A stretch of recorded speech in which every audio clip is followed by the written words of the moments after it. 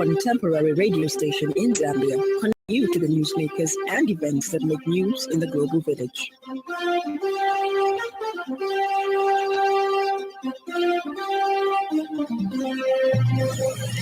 Good evening. This is the 5FM Radio Main News. The headlines. Consortium of civil society organizations monitors Zambia's ongoing electoral delimitation exercise. ZCCMIH to begin construction of access routes to Kikonge mine in Mufumbwe to support formalization of small-scale mining.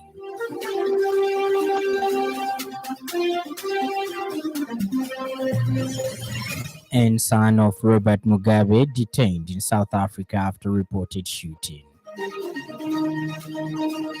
This bulletin is streaming live on our Facebook page, 5FM Radio Zambia, and also streaming live on our YouTube channel, 5FM Radio Zambia. With the details, my name is Lance Sannie. The Consortium of Civil Society Organizations on Governance and Constitutionalism says it is actively monitoring the ongoing delimitation exercise being conducted by the Electoral Commission of Zambia across the country. Consortium Secretary Arthur Muyunda says monitoring teams made up of member organizations at district and provincial level have been permitted to make independent submissions in their respective areas. He adds that the consortium has also been conducting sample monitoring visits and has since Monday been in Southern Province observing public sittings and engaging stakeholders. Mr. Muyunda has commended the Commission for facilitating transparent public sittings and encouraging citizen participation, describing the response from communities as significant and encouraging. However, Mr. Muyunda says the delimitation process is highly technical in that many citizens may not be adequately prepared to meaningfully engage with the statistics and legal framework guiding the exercise. He notes that while surface area and general population are important considerations, the number of registered voters must also be prioritized to ensure constitutional standards of approximate equality are met. The delimitation guidelines appear to encourage districts to propose the creation of additional constituencies, including areas that are already relatively small in terms of general population and registered voter population. Public submissions, however, have largely focused on vast constituencies that pose representation and accessibility challenges. We feel as a consortium that the Commission should explicitly require that provincial consultations take into account the population of registered voters alongside surface area, general population density, and other relevant constitutional factors. Transparency International Zambia TIZ Executive Director Maurice Nyambe says the organization has noted stakeholder reactions to Zambia's 2025 Corruption Perceptions Index CPI results. Mr. Nyambe says TIZ welcomes the engagement by the Ministry of Information and Media and the Anti-Corruption Commission, but is concerned about what he describes as a double standard in questioning the CPI methodology only when results are unfavorable. He explains that the CPI is produced globally by Transparency International and ranks 182 countries using data from independent institutions such as the World Bank and the African Development Bank. Mr. Nyambe clarifies that Zambia's score is not based on local reports, but on aggregated expert assessments, and that the methodology has been independently validated. He has urged stakeholders to focus on strengthening anti-corruption efforts rather than disputing the index whenever scores decline. TIZ would also like to clarify that the CPI results are not derived from the FIC Trends report or any other government report, such as the Auditor General's report. Our reference to all these reports only formed part of the national level contextual analysis of the corruption risks that we conducted after the release of the CPI. Now, that analysis is aimed at explaining the findings in the local context, but it does not generate Zambia's CPI score. So to suggest that Zambia's 2-point decline on the CPI is on account of using misleading local reports misinforms the public about how the index itself is computed. Lusaka Province Independent aspiring mayor Namuchia Banda has announced that one of her top priorities will be to officially welcome street vendors back onto the streets of Lusaka. Speaking during a press briefing to formally declare her intention to contest for the mayoral seat of the city of Lusaka, Ms. Banda stated that while Zambia has laws governing street vending, such laws must save the people rather than suppress them. She emphasized that under her leadership, street vending would be structured and regulated better. Ms. Banda noted that order without dignity is oppression and dignity without order is chaos, pledging to deliver both should she be elected mayor. She maintained that her approach would balance enforcement of regulations with respect for livelihoods, ensuring that vendors operate in an organized and humane environment.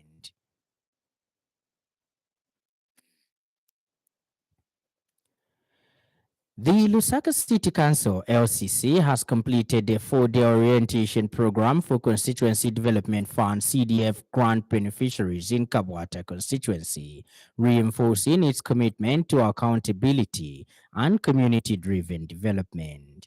The exercise, which ran from Monday to Thursday, brought together 126 beneficiary groups and was aimed at ensuring public resources are managed responsibly and deliver maximum impact at grassroots level. During the sessions, council officials emphasized that while the CDF is a powerful tool for local transformation, its success depends on disciplined management.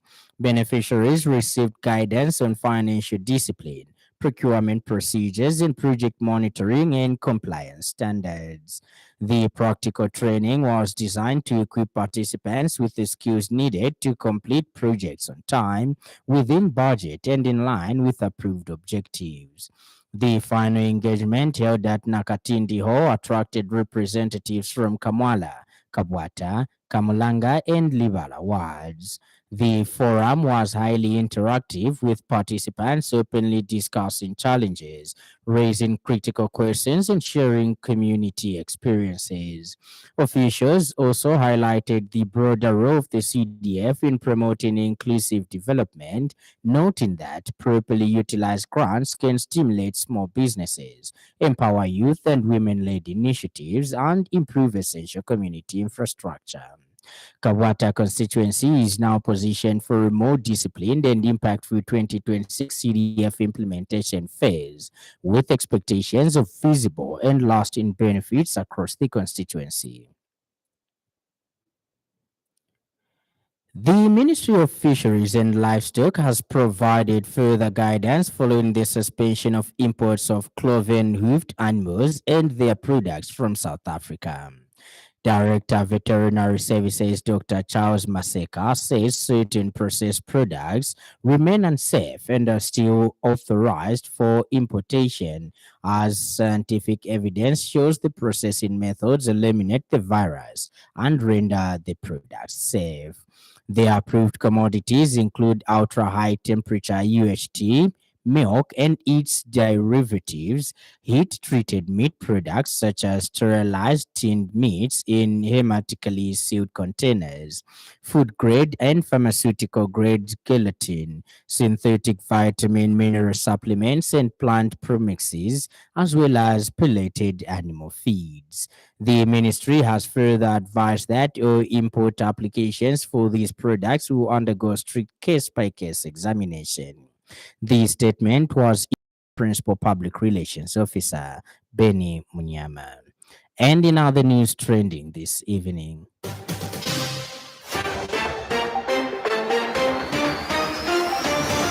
The acting clerk of the National Assembly, Loveness Mayaka, has announced that President Hakainde Hichilema will tomorrow, 20th February 2026, address the National Assembly on the progress made on the application of national values and principles. Opposition Democratic Party leader Antonio Mwanza has supported the dismissal of Health Minister Dr. Elijah Muchima and Small and Medium Enterprise Development Minister Elias Mubanga from their respective positions. Up next, the business news. 5FM Radio Business News. We mean business. Keep you current in commerce, trade, and industry, local and global. It's our business to keep you informed about business. Zambia Consolidated Copper Mines Investments Holdings (ZCCMIH) will soon commence the construction of access roads at Kikonge Mine in Mufumbwe District as part of government's broader efforts to formalize artisanal and small-scale mining activities and restore order in the area. Minister of Mines and Mineral Development Paul Kabuswe said the move signals government's commitment to structure and regulated mining operations following growing security concerns linked to illegal mining.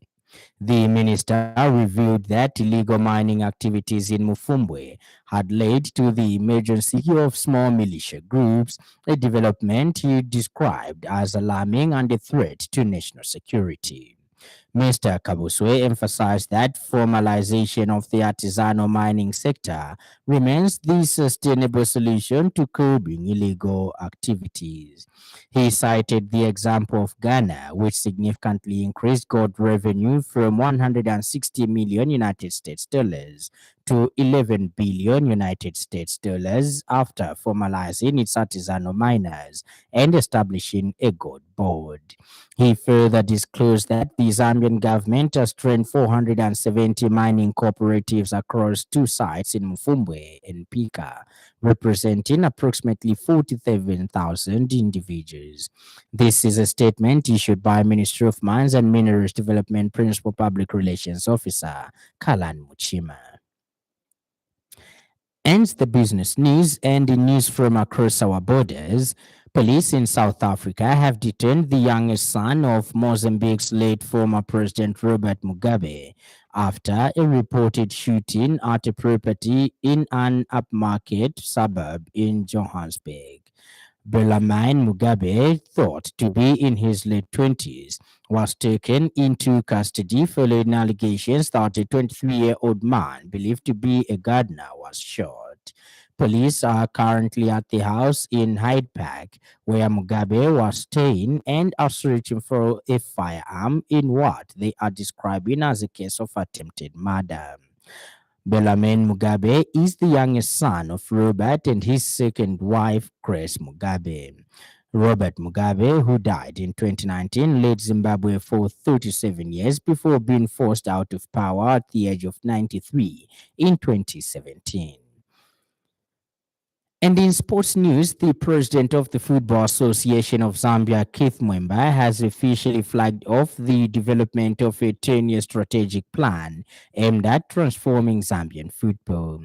Speaking today, Mwemba told members of the Strategic Development Working Committee that the process is designed to deliver structured, long-term reform rather than short-term solutions.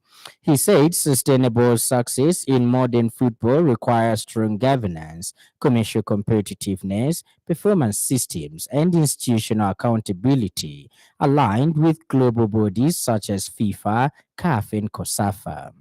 Mwemba explained that the 9-member committee will lead the technical process, supported by a broader strategic focus group drawn from across the football sector. The first president said the strategy will focus on strengthening grassroots football, professionalizing governance, improving infrastructure, enhancing national team competitiveness, and building sustainable revenue streams. He assured the committee of full executive support while urging members to produce a credible, practical, and measurable roadmap that will guide Zambian football over the next decade. Stand by for the weather report.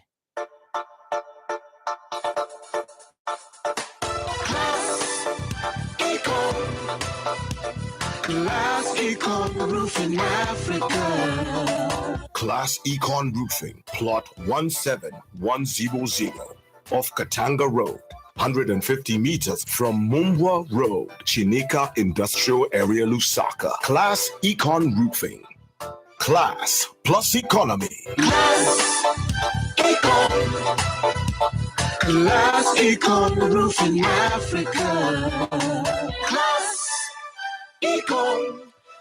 Southern and Lusaka provinces, including the southern parts of eastern and eastern parts of central provinces, mainly cloudy, windy at times, and warm to mild with isolated rain and occasional thunder.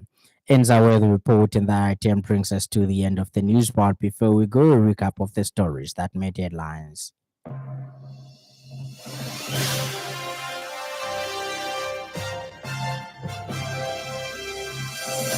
The Consortium of Civil Society Organizations on Governance and Constitutionalism says it is actively monitoring the ongoing delimitation exercise being conducted by the Electoral Commission of Zambia across the country.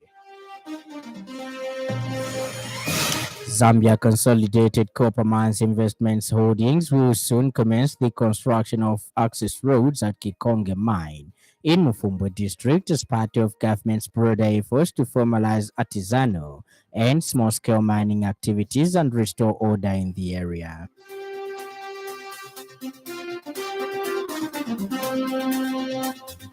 And finally, police in South Africa have detained the youngest son of Zimbabwe's late former President Robert Mugabe after a reported shooting at a property in an upmarket suburb in Johannesburg. For more news, follow us on Facebook, 5FM Radio Zambia, and subscribe to our YouTube channel, 5FM Radio Zambia. On behalf of the entire news crew and the technical department, thank you for listening to the happy world of 5FM. Stay safe and stay tuned to 5FM Radio. My name is Lance Sannie. Enjoy the rest of the evening.